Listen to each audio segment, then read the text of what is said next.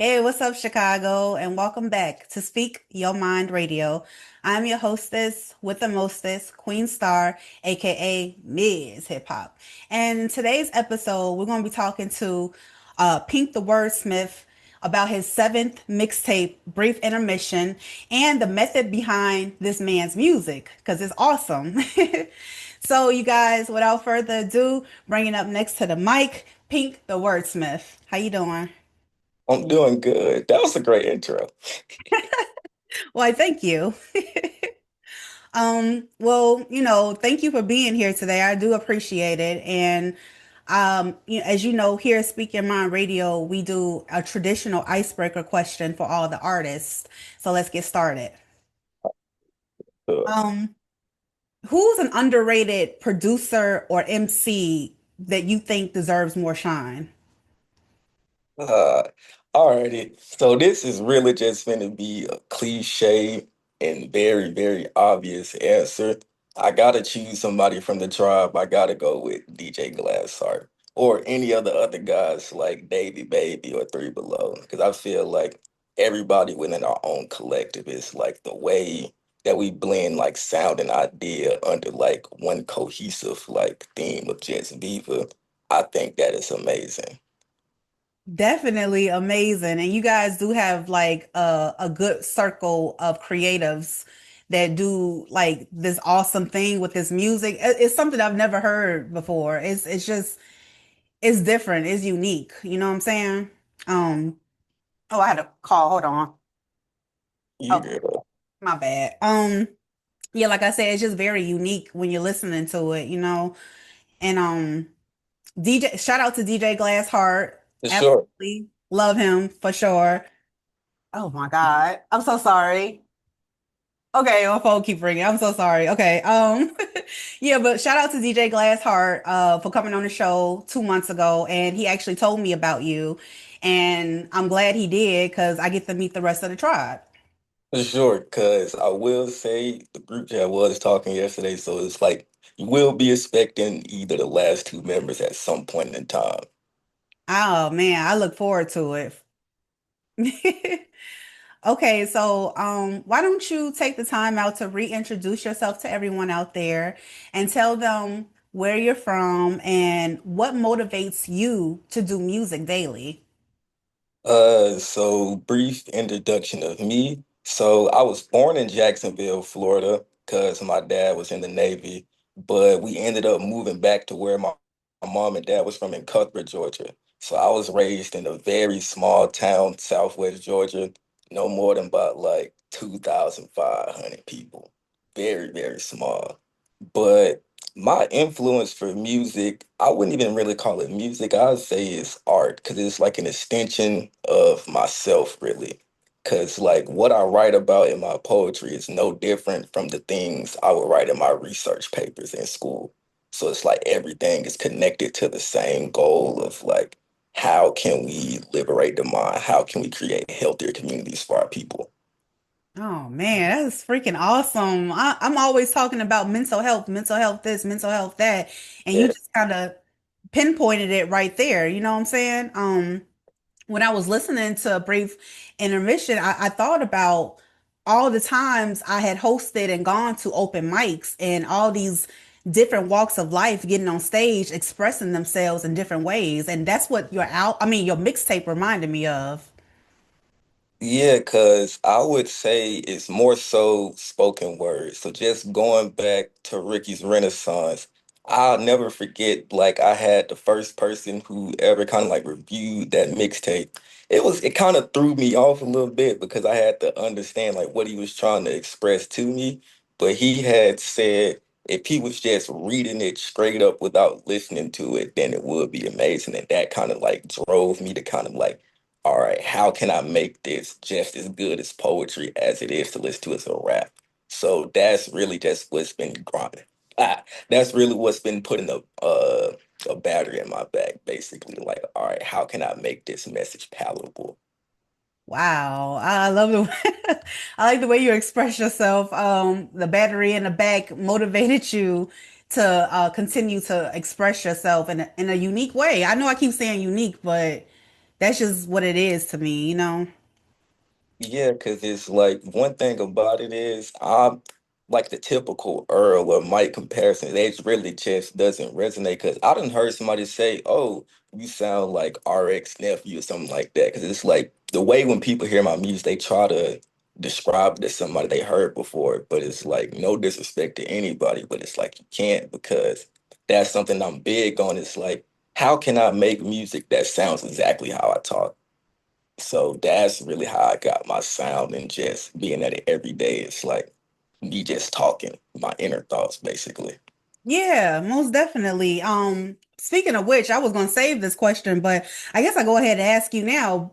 Um, how would you how would you describe your music to a person they couldn't hear but they could see? Like what type of energy or experience would they be feeling? Hmm. I would, if you said if they can't hear but they can see, like what would they be able to see? Uh, they just going back to the principles of B, but they would be able to see like a universe where peace and love is persistent, a place where blackness can exist without constraint, like a place almost like utopia, but a more specific word is Zion. Like whatever you think Zion looks like to you, that's what I think my music sounds like. Wow, that was a beautiful answer. Okay. That's cool. All right. So like when you are in your creative zone, what's the one thing about music that keeps your passion alive? Uh, I was just thinking about this the other day about like the discussion whether art imitates life or life imitates art. But I think art and life are synonymous because at the root of both of those is creation and intention. So that's really how I do it because a lot of my music to this day, I'm just in my hot box. That's literally how I create everything because it just keeps me grounded. It keeps me rooted. It's like I'm not doing nothing too crazy. It's just I found a process that just works for me and I can do it consistently. Like it doesn't take too much time out of my day. Like I already do smoke a lot. So it's like I'm not doing so it's like I'm being productive. So it's like it's a win-win, two birds with one stone kind of situation. Definitely. I love that concept. It just, yeah, I mean, it just shows that that's your passion and that's not something that takes up a lot of your time and you feel natural at making music. And I think that's really cool. Yeah. Um, so Oh yeah, there's that question. Okay, let's actually jump into the music now. A brief intermission. First, I got to ask you, how did you come up with that title? Because the way you spell it is all lowercase and it's and brief intermission. It sounds like a movie.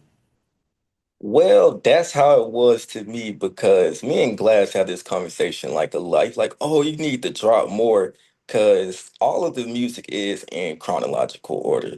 So brief intermission was kind of the brief intermission was the disruption of the canon. So it was like I was in the midst of getting ready to drop Play-Doh, which now got pushed back in 7 days, which took me a long time to find the cover art. And it was this producer by the name of Scud. He just kept sending me beats on beats, and it's like, all right, this is not the typical Bieber sound, but it's like I have beats, I have the time. So brief intermission is that disruption. It's like, okay, it's okay to take a break from what you thought was the plan. It's like, how can you accept like a detour and make it the path? And that's really what brief intermission was to me because it just shows where I'm at now. 'Cause- Yeah. That's cold cut. I get it. And you know, one thing I like about you so far is that you take um I don't want to say constructive criticism because I don't really like that terminology, but you take advice subtly. Like you think about it. You don't just let it, nah, that ain't me. I ain't doing that. You really think about it. Like how can I make this better in interpretation through my music? And that's cool. I don't know. I just like that about you because you're not like, got a chip on your shoulder because somebody didn't understand it. You know what I mean?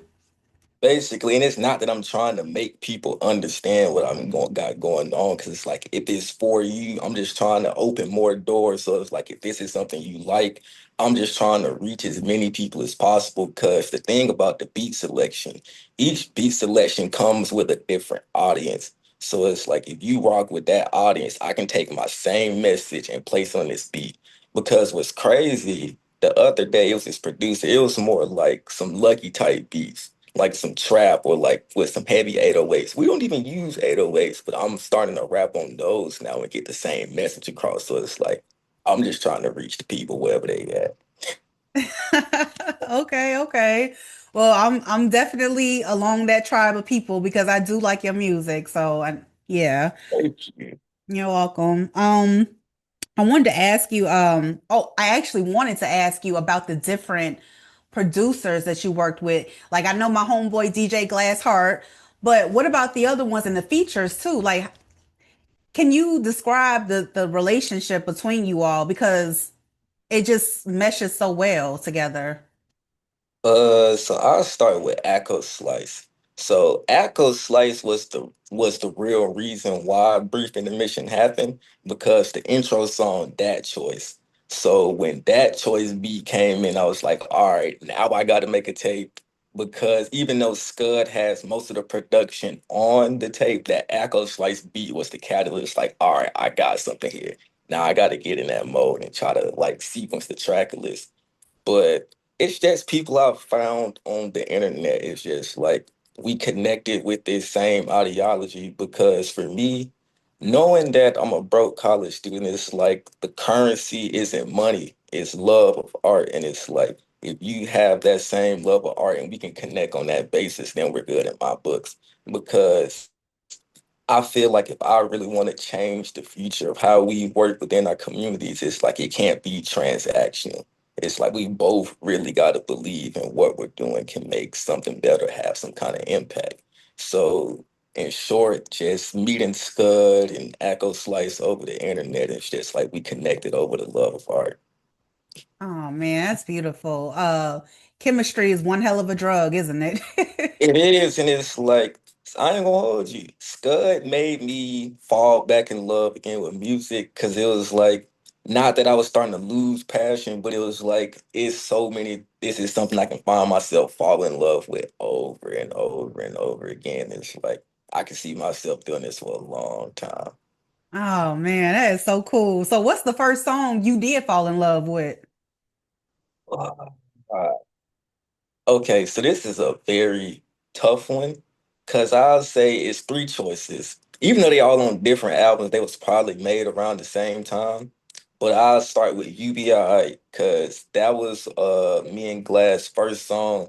He hopped on there, he said Viva Classic. And then every time I just hear that song, it takes me back because he showed it to his mother. You know, if the mother rock with it, then it's like we got something good going on. That was one of those first ones where it's like this connection is special. But for me, it either has to be like Mike Bibby or Everything. Everything was that's the song that kind of got me and my father's relationship back on track. Wow. And I was very on edge. I was like, I don't know if I should drop this. This is very personal, and everything is on therapy ain't free. And then my father, he told me, he was like, this is the kind of message that people need to hear. It's like you don't know what could happen from this. And that was in January. And I was like, all right, I gotta put this out here now. So, and Mike Bibby, even though it's older, it relates to where I'm at now with how political and the messages I place within my music is like crazy. I can look back at the first mixtape and was like, I always been on the same type of time. It's just I know how to express it better now. Yeah, most definitely. Okay. You're gonna have to send me some of those tracks, especially the ones that your father said that people need to really hear. I wanna listen to. Yeah. Okay. Okay, so oh yeah, I wanted to ask you, what is the story behind your email address? I've been wanting to ask you that.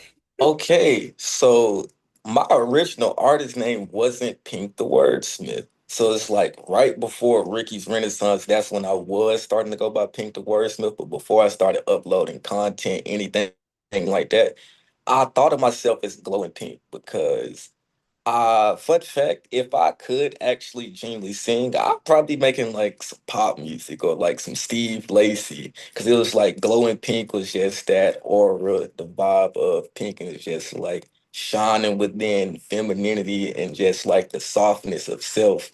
So that's really where glowing pink started. And then from glowing pink, you have Pink the Wordsmith. Because I always think about the future and I feel like Pink the Wordsmith just sounds like some classic artist. Like it's just like, oh, Pink the Wordsmith, I gotta click on that. But Period. Glowing Pink was just like the fun energy, and it was like, oh, this is serious now. So let's pivot a little bit.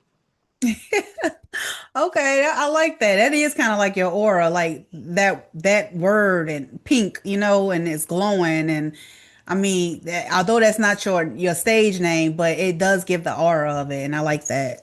And So I feel like I should just keep it because it's like a little breadcrumb. yes, yes, a little breadcrumb to your future. And speaking of your future, where do you see yourself in? Hmm, yeah, a year from now. A year from now, well, plans have changed for me because it's like since my freshman year of college, I was like, oh yeah, I'm finna go to Peace Corps. Then after Peace Corps, I'm going to grad school. I did get accepted into Peace Corps for the Eastern Caribbean, but the way it's looking now, I'm just gonna go to grad school instead of Peace Corps. Just go ahead and like fast track my life because I feel like something within me is telling me I'm ready for that next step, and it's like Peace Corps is kind of like a buffer because that's a 2 year international service project. I would have been in the Eastern Caribbean. I'll still be doing the same work I want to do, but it was still like a buffer. It was like holding me back in a way. So yeah, public health grad school is where I would see myself within the next year, just taking those next steps within the policy space. That sounds good. That sounds productive. And I know by then you'll have more music out, and by then we'll be here bigger and better. And you got a spot back on the show again so we can talk about your developments. Indeed, because it's like I was saying earlier, it's like the art and music that I make is no different from Murphy, the scholar. It's like because the way I would say is like when you get in these academic spaces, it's like you gotta say stuff a certain way. It's like you gotta frame it a certain way. But when it comes to poetry, it's like I can genuinely say whatever I want. It's like not a different message, but it's like I can say how I would naturally want to say it. So it's like different entry levels. So it's like if you want to get into like the grad journals and those type of things, you can get that message. But if you just want to hear some music that's also empowering you can do that as well. Definitely, definitely. Your music reminds me also of like subliminal messages. Yes, So so I'm a communication studies major. That's really why I started making music because I was in media, society, and culture, and we was having this discussion about how microwave our society is. It's like I was really thinking for our generation, it's like we have good music, we have good art, but it's like in 10 years from now, what's really gonna hold? Because everything is for TikTok, everything is for social media. So it's like I'm all big on legacy. It's like I want to have the opportunity to shape the future that we're walking towards. And it's like that was my opportunity. So yes, very subliminal messages. And if I ever get back around to there are songs where I directly drop like the ideologies and theories that I actually am using within my music. So that's coming at some point. yeah, okay, that was definitely on point. Before we get out of here, I want to tell you my thoughts on and brief a brief intermission.